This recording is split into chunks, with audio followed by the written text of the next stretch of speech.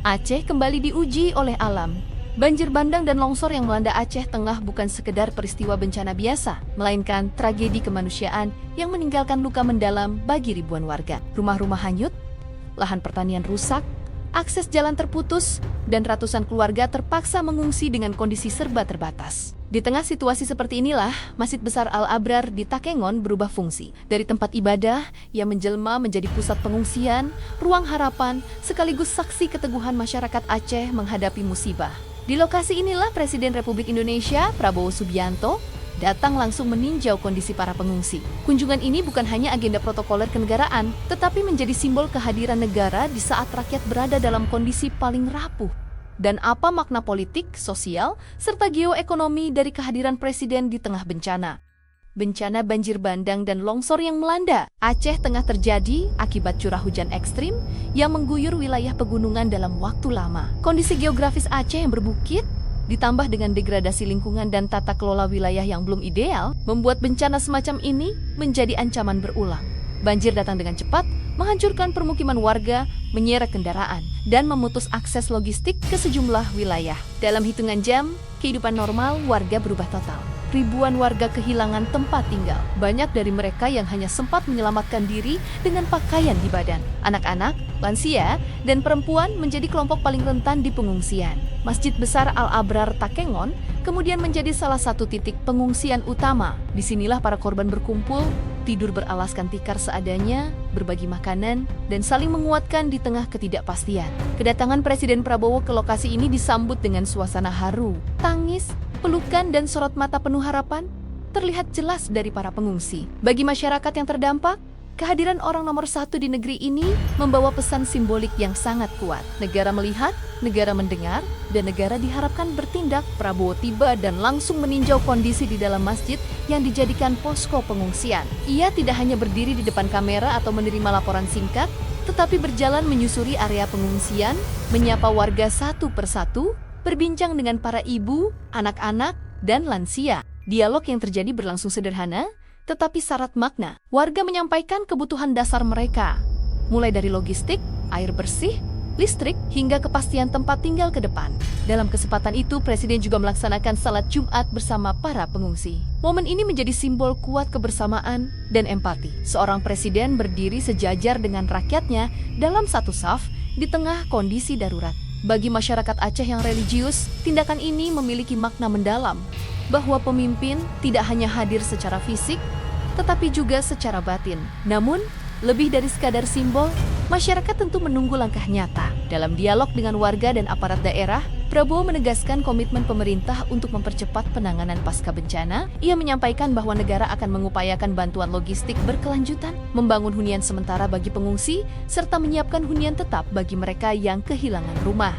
Presiden juga mengingatkan bahwa proses pemulihan tidak bisa instan. Ada tahapan yang harus dilalui, mulai dari pendataan kerusakan, penyiapan anggaran, hingga pelaksanaan pembangunan. Pesan ini sekaligus menjadi pengingat bahwa penanganan bencana bukan hanya soal niat, tetapi juga soal kapasitas negara, tata kelola birokrasi, dan koordinasi lintas lembaga. Disinilah dimensi politik dan geoekonomi mulai terlihat. Bencana alam selalu menjadi ujian nyata bagi negara. Ia menguji kecepatan respons pemerintah, efektivitas birokrasi, serta kemampuan negara dalam menjaga stabilitas sosial dan ekonomi di daerah terdampak. Aceh Tengah bukan wilayah kecil yang bisa diabaikan. Ia memiliki peran penting dalam ekonomi lokal, terutama di sektor pertanian dan perkebunan, termasuk komoditas kopi gayo yang mendunia. Ketika bencana melanda, roda ekonomi lokal otomatis terhenti. Petani kehilangan lahan, distribusi terganggu, dan daya beli masyarakat menurun drastis. Jika pemulihan berjalan lambat,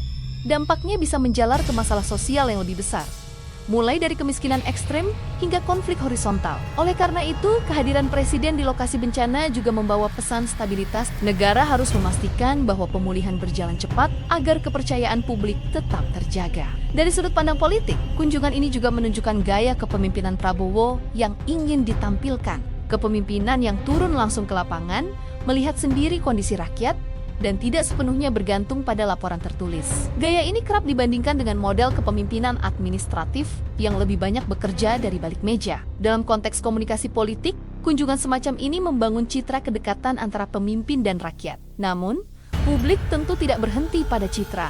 Pertanyaan kritis tetap ada. Apakah janji percepatan pemulihan akan benar-benar terwujud? Apakah hunian sementara dan hunian tetap bisa dibangun tepat waktu? Apakah bantuan akan tepat sasaran dan bebas dari masalah klasik seperti lambatnya birokrasi atau kebocoran anggaran? Media nasional menyoroti kunjungan ini dengan berbagai sudut pandang. Ada yang menekankan sisi humanis dan empati presiden. Ada pula yang mengingatkan bahwa ujian sesungguhnya justru datang setelah kamera dimatikan. Masyarakat Aceh Tengah sendiri menyambut kunjungan ini dengan harapan besar, tetapi juga dengan kewaspadaan. Mereka sudah terlalu sering mendengar janji pasca bencana yang tidak selalu berujung pada pemulihan menyeluruh. Bencana di Aceh Tengah juga kembali membuka diskusi penting soal tata kelola lingkungan dan kebijakan pembangunan. Curah hujan memang faktor alam, tetapi dampak yang begitu besar seringkali diperparah oleh kerusakan lingkungan, alih fungsi lahan, dan lemahnya pengawasan. Jika akar masalah ini tidak disentuh, maka bencana serupa berpotensi terulang di masa depan. Dan negara akan terus berada dalam siklus respons darurat tanpa solusi jangka panjang. Dalam konteks geoekonomi politik, bencana alam tidak bisa dilepaskan dari kebijakan negara.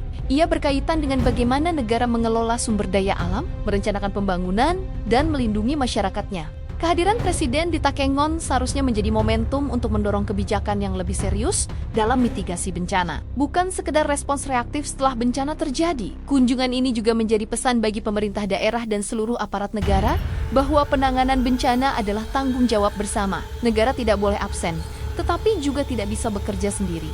Dibutuhkan sinergi antara pusat, daerah, TNI, Polri, relawan, dan masyarakat sipil. Tanpa itu, pemulihan hanya akan berjalan setengah hati. Kunjungan Presiden Prabowo ke posko pengungsian Masjid Besar Al-Abrar Takengon adalah momen penting. Ia menghadirkan harapan di tengah duka. Ia memperlihatkan empati dan komitmen negara. Namun, sejarah akan mencatat bukan dari seberapa hangat sambutan warga atau seberapa emosional momen di lapangan, melainkan dari seberapa cepat dan seberapa adil pemulihan benar-benar dirasakan oleh masyarakat Aceh Tengah. Bencana ini mengingatkan kita bahwa negara diuji bukan saat keadaan normal, tetapi saat krisis. Dan bagi masyarakat Aceh Tengah, ujian itu masih berlangsung. Mereka menunggu rumah baru, kehidupan baru, dan kepastian masa depan. Di titik inilah, kehadiran negara harus dibuktikan dengan kerja nyata, bukan sekadar kunjungan. Kita semua tentu berharap bahwa tragedi ini menjadi pelajaran penting, bahwa pembangunan harus selaras dengan alam, bahwa kebijakan harus berpihak pada keselamatan rakyat, dan bahwa setiap bencana harus diikuti dengan evaluasi menyeluruh. Bukan dilupakan begitu saja. Terima kasih sudah menyimak analisis ini hingga akhir. Jangan lupa untuk terus mengikuti channel kami, Geoekonomi Politik, tempat kita membedah peristiwa nasional dan global secara kritis dan mendalam. Sampai jumpa di pembahasan berikutnya.